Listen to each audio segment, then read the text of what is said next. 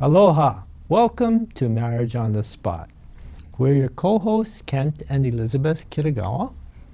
And, you know, we're moving very rapidly. In fact, we're in the midst of now the holiday seasons, you know, and it seems like this year has just kind of flown by, you know, so many things happening.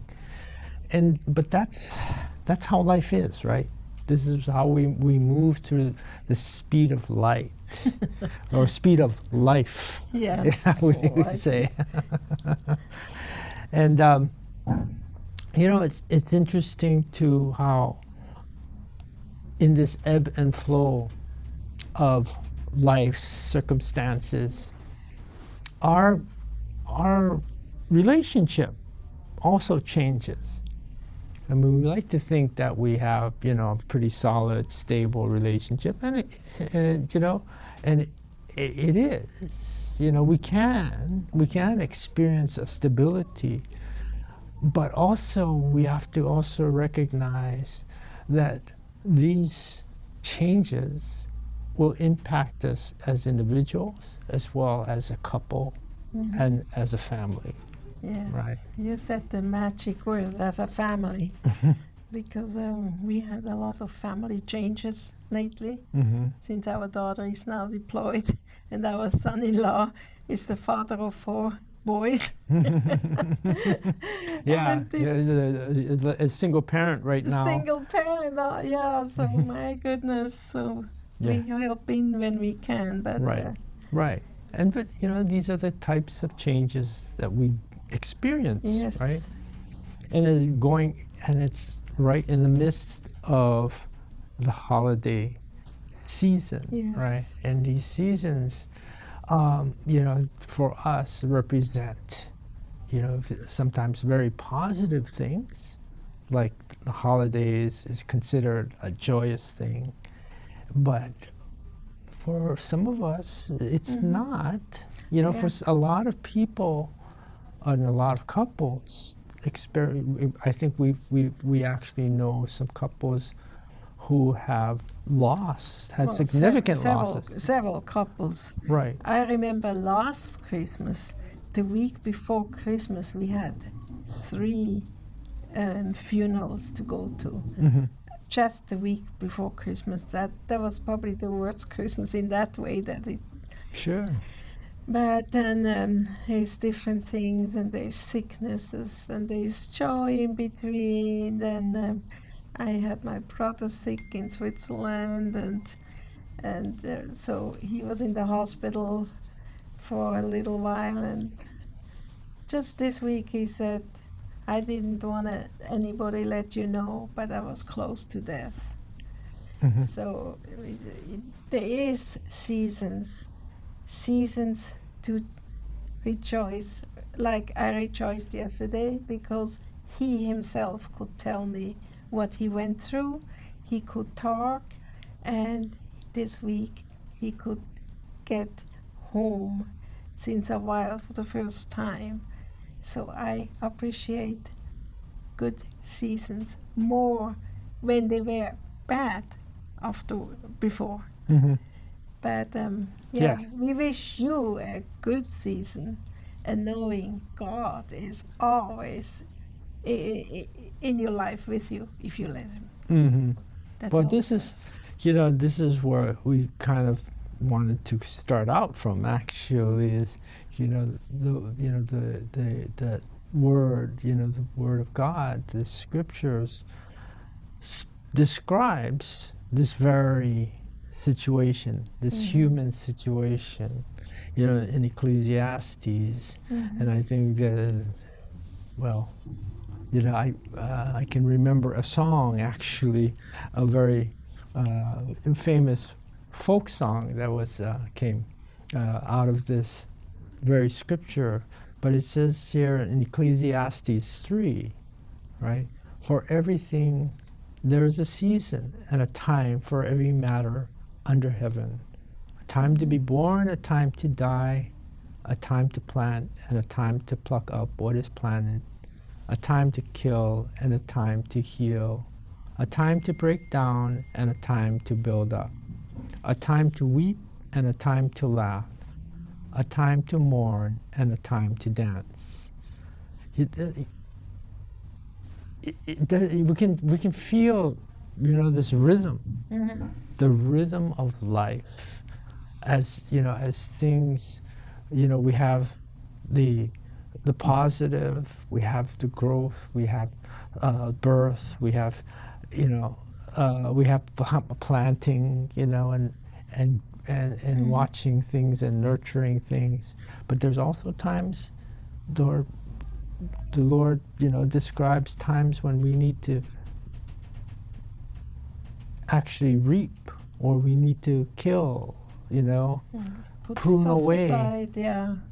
prune away things in our lives, experiencing those kinds of changes. And those changes can be painful at times, right? And we feel that, if we don't have some kind of stability within our, relationships, within our, our family, within, our even within ourselves, and our own what we call ego strength, self-image, however you want to call it, those things can rock us. Yeah. Those things can bring some real, some real issues into our lives that feel overwhelming. Yeah. So, maybe you can read this part here. It's still in the Ecclesiastic 3. Mhm. What gain have the workers from their toil? Toil. I have seen the business that God has given to everyone to be busy. He has made everything suitable for the time. Moreover, He has put a sense of past and future into the minds. Yet they cannot find out what God has done from the beginning to the end.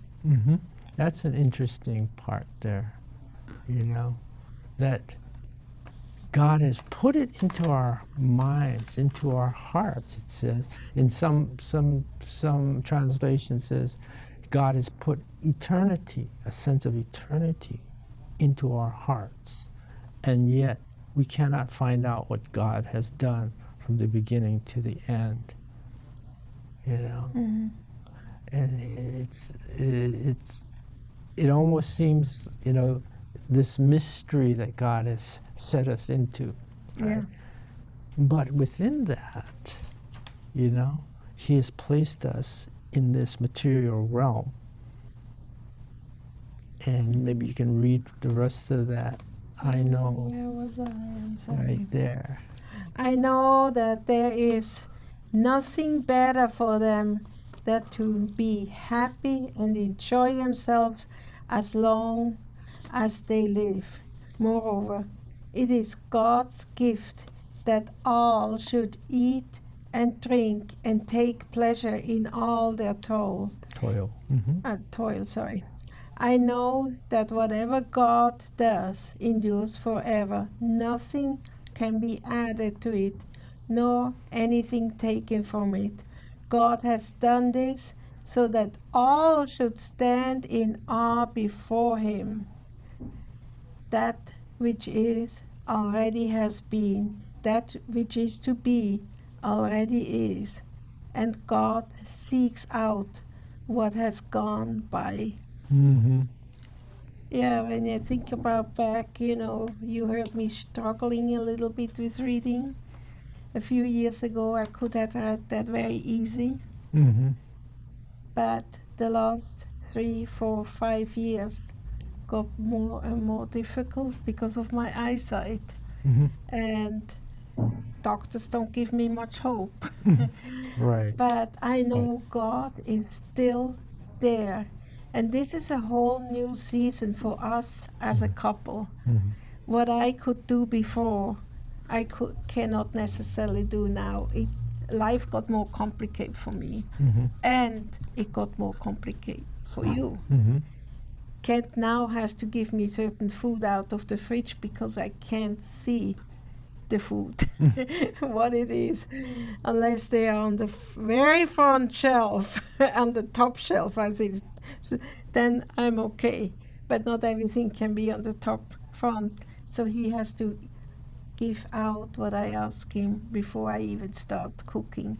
So there's certain things which change in life, but I notice that life can go on. It gives Right. a little complication at times, Mhm. and sometimes I get angry at myself, and sometimes Kent gets a little bit angry. Not angry. Not angry, Frustrated. frustrated. I am actually more frustrated than angry, but there were some days about a month or two ago where I just lost it. I couldn't see what I needed to see, and I couldn't feel what I needed to feel. But I thank God that He is the same God than He was 3, 5, or 10 years ago when everything had a little bit of a start. Mhm. Mhm. So, Yeah. And it's a season of life that we are going through, mhm, and adapting to that, mhm. which is kind of difficult. And we think, well, it's hard, but there's new skills to be learned, right? Yeah, for example, a new skill for me to be learned is to recognize my husband in the crowd. I don't find him at church. I know he has white hair, he's Oriental, but so are so many others in church with white hair and Oriental. And good friends of mine sometimes say, "Are you looking for your husband? He's right over there. If you go that direction, you will find him," or stuff like this. So sometimes it's comically that I'm running after the wrong guy out the door one time, and I hear someone behind, "Elizabeth, where are you going?" "Oh, that was not you." "Oh, that's right, you have blue pants on. This guy has beige ones." Yeah. And stuff like this, It's sometimes comical, and sometimes we're laughing about it, but it's Sure. not always funny. Well, and that's a part of it, right? It's learning to laugh, to Yeah. maintain the humor and things, and to see, not to take ourselves so seriously and take the situation so Yeah. seriously,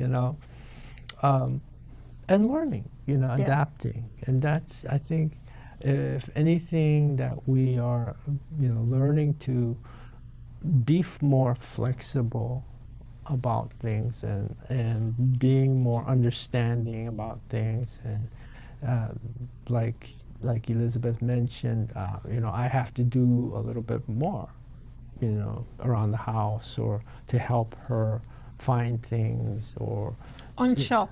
and You shopping. got really good in Yes. shopping. Oh because yes, I've turned into a coupon already pro 10 years here. ago I lost the eyesight for the freeway driving, because every so often I found out there are tunnels in between on the freeway, and I freak out because it was just black. And so I said, I can't go on a freeway if there's a if there's a by the airport too, all of a sudden, oh no, and stuff like this. And then eventually I said, okay, I still can drive to the store at least. And I didn't want to make headlines in the news, old lady shouldn't have been driving, but she was still driving to the store. So eventually had to learn to go with Kent, or he with me, Mhm. to the store, and we shop together. Now 90%. Kent does a good job. Publicly, I applaud my husband, where I 5 years ago probably would say, "Why did you buy this? What is this?" or whatever. But now I'm just very thankful for those things. And that's why it's also important that I'm there when he puts the food away in the fridge, so I know where it is.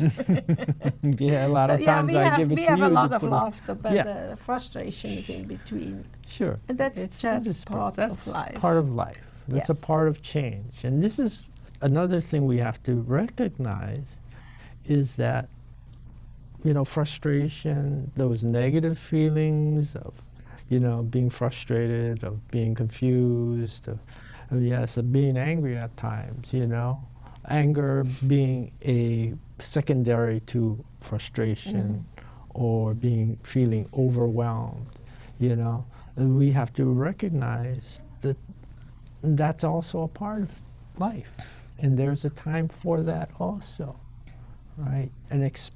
But it's acknowledging it and recognizing that it is appropriate for the situation.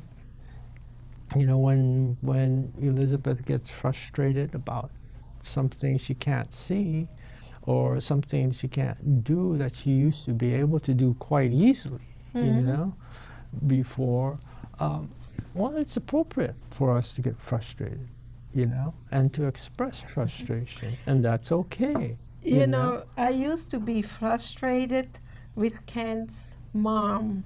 She became legally blind just about the time when we started dating. Or at least got married. Yeah, when we got married already, yeah, she was blind, basically blind. And sometimes I couldn't understand her. I tried to be a little patient, but sometimes the kids were then later on more patient. Grandma, I help you walk across the street. Or Grandma, there's 2 steps now. They were really good and taught me a lot. And when she would come in the house, the first thing, can we turn on light? And I thought, okay, it's daytime, Mom. It's lunchtime. But yeah, we can turn on light. Well, guess who is turning on lights? All the lights and more. And I even told Kent recently, I think just last week again, I wish for Christmas more light. Can you buy more light? Some light which we can pull down to where I actually am, or some more, just some more light by the windows and stuff. And I thought, I can be thankful for the lesson I learned with Grandma.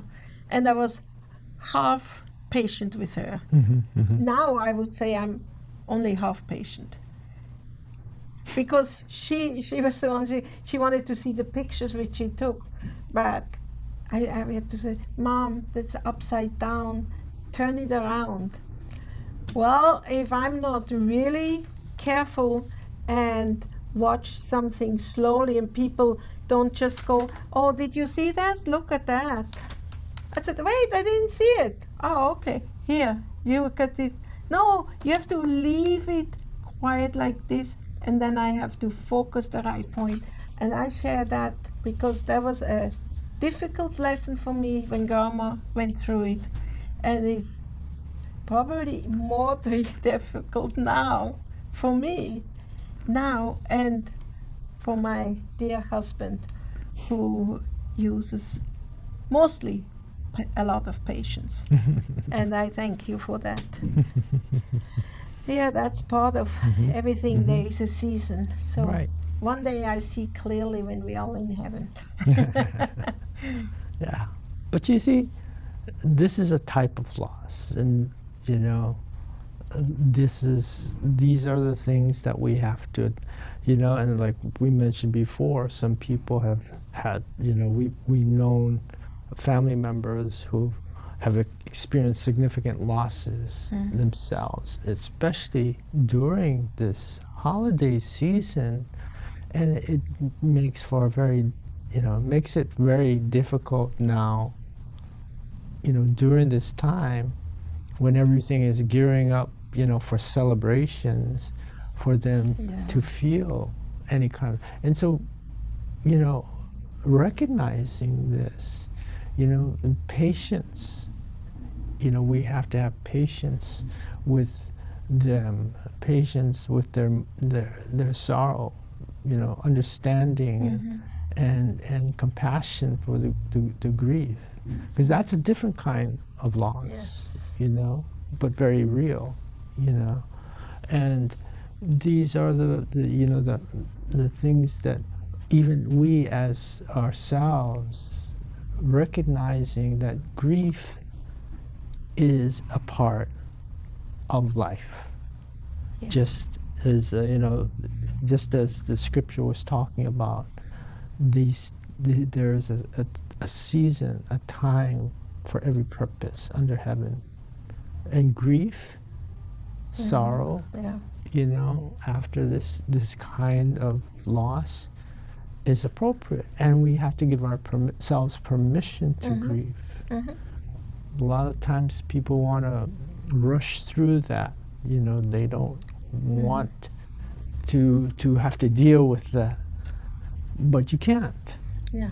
and you have to be patient with yourself, you know. Speaking of patients, my husband now, since the pandemic, works upstairs as a therapist online, and I'm downstairs. I used to be for 40 years a piano teacher, so I had always people coming, people coming, people coming. And then at the beginning of the COVID, we couldn't do that anymore, and we were told you have to be 6 foot apart. Now it's a little bit difficult as a piano teacher to be at that end when the student is at that end, you know. So of course we had to slow down. I had to go down from 25, 30 students a week to 5. I finally went down. They said I can still do it. Then it was up and down, as we know. And this spring, at the end of the school year, my senior student said, I think it is time that I leave you too, because she goes to university now. And so we had a little bit of a farewell, and that was all fine. And I said, well, I'm old enough anyway to retire, so I'll take my little bit of retirement, even though I didn't expect it to start it already. It was almost a half a year, about 2 months ago, when I started feeling very depressed. I thought, what good am I for? Nobody comes here. I can't even read the music anymore, so I can't learn anything new. I can't see the difference between the left hand and right hand, treble or bass clef.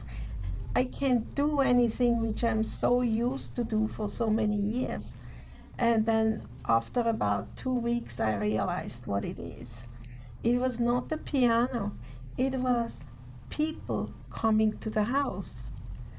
People ringing the doorbell after school, 2:30, 3, 4 o'clock on Saturday all day. And my husband works upstairs for 5 hours and I don't see him. And then I started feeling, I think, lonely for the first time in my life. And I realized nobody comes to the house because everybody works and they have no reason to come. And so once I realized that they not coming because of me, but because they have to work, their life is going on, then I started feeling thankful for all those years where students would come to me. I started feeling much more thankful than I was when they all came. And so there is times which is delayed gratification, I would say, sometimes. And I learned that, hey, let me make use of what I can see, telephone numbers. And so I started making phone calls to friends to the mainland, because when I was sitting at 2 o'clock alone, it was over there 5 o'clock or 7 o'clock, and they enjoyed talking story.